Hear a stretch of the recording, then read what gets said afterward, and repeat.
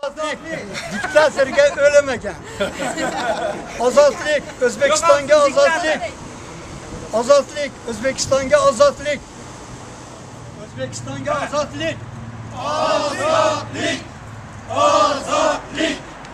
Ozodlik. Ozodlik. O'zbekistonga. O'zbekistonga.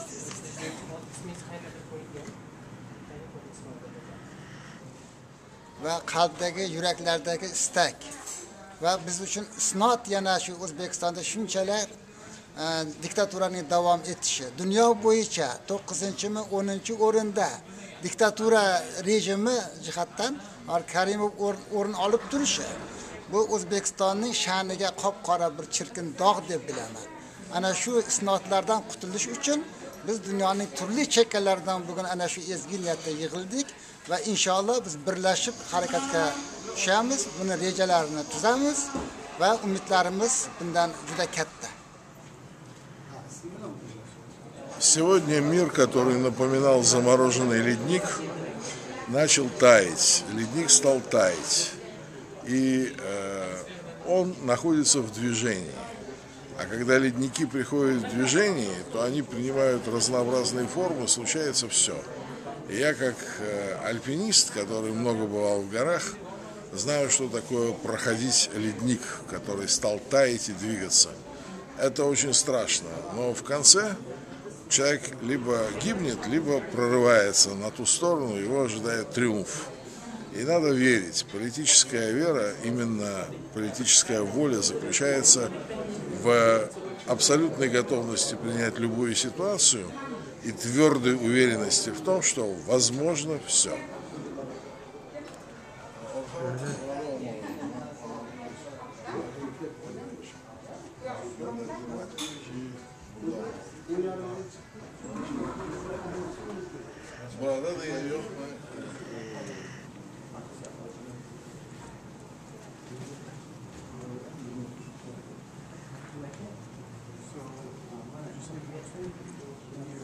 Men bu harakatga qo'shilmadim, qo'shilmoqchi ham emasman. Bugungi yig'ilishdan keyin aynan bu ya'ni xalq harakati ning bir o'zbek xalqiga nisbatan ijobiy bir o'zgarish yasay olishiga ishonchim yo'q.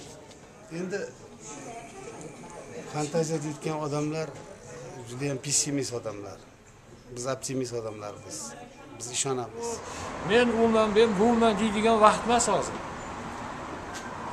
Deylik bu namozxon, men demokrat, yo men va hokazo deydigan vaqt emas hozir. Hozir hammamiz bir-birimiz tushungan holatda birlashishimiz kerak. Endi men oddiy bir muxolifat a'zosi bo'lib gapiryapman. Balki men katta nima desam, politolog emasman haligi bunday bir oratorga o'xshab gapiryapman. Lekin masala birlashishdir. Endi mana endi bugundan boshlanadi mana o'z konferensiya. O'zingiz o'tirib yakunini o'zingiz ko'rsangiz shundan xulosa chiqarasiz demoqchiman-da. Men hozirgi holatimda butun bugungi konferensiya uchun men javob bera olmayman.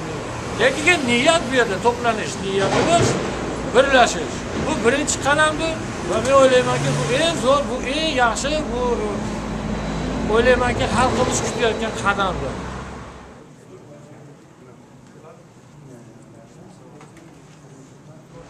Xalq harakati juda ham zarur. Chunki bitta O'zbekiston prezidentini o'zi 20 yil bitta joyda turishini o'zi bir tushunarsiz voqea. Bu na qonun qoidaga, na birorta bir davlat siyosatiga to'g'ri keladigan narsa. Bu dunyodagi birorta bir davlatda shunaqa bo'lishi kerak emas aslida. Chunki bu noto'g'ri ish. O'zbekistonga ozodlik! Ozodlik! Ozodlik! Озодlik! Озодlik! O'zbekistonga! O'zbekistonga! Ташкент столицы. Учение милиции, то есть полиции. Учение полиции 3 народных парков.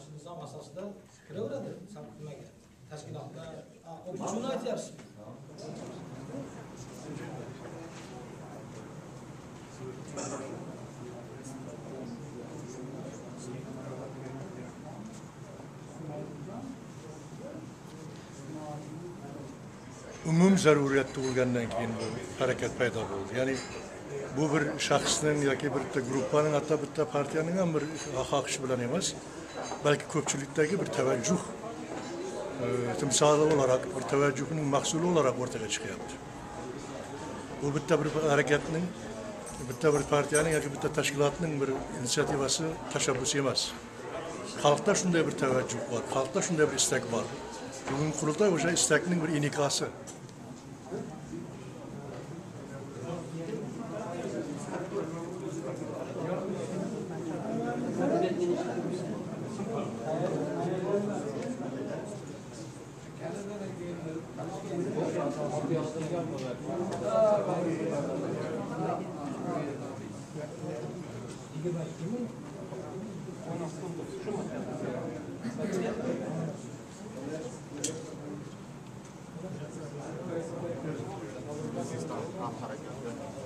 Qurultoyi boshlanish.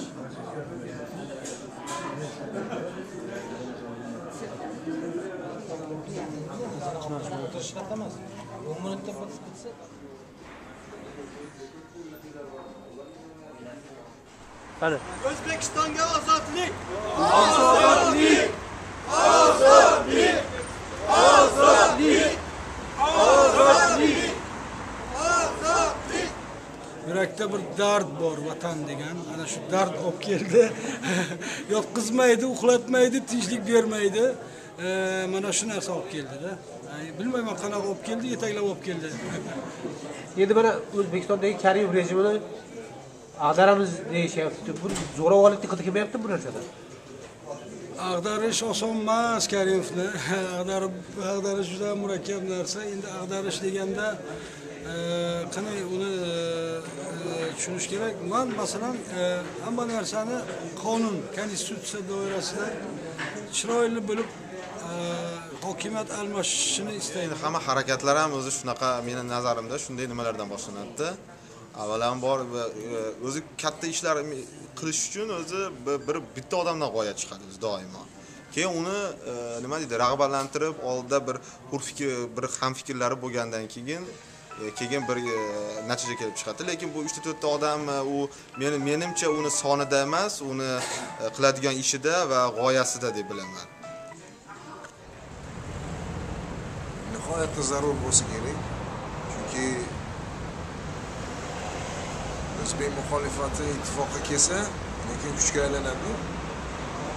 Kuchga aylanmaguncha kim gaplashadi biz bilan?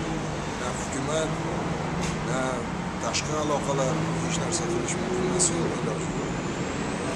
Bu anjumanning qancha zarurligini haqidagi savol berish uchun umuman O'zbekistondagi vaziyatni bilmaslik kerak odam. Mutlaqo bunaqa anjumanga mutlaqo zaruriyat bor va bo'lgan va allaqachon qilish kerak edi bunaqa yig'inlar. Ozodlik! Ozodlik! Ozodlik!